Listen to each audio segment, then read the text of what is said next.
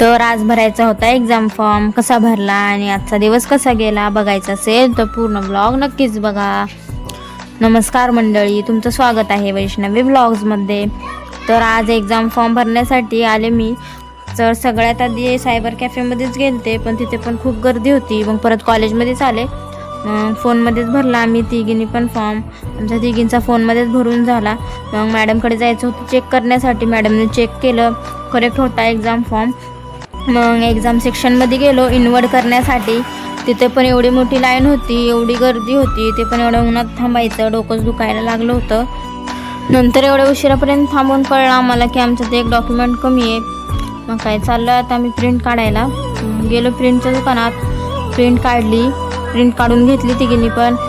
तर आलो परत तिथेच. गर्दी थोडी पण कमी नव्हती.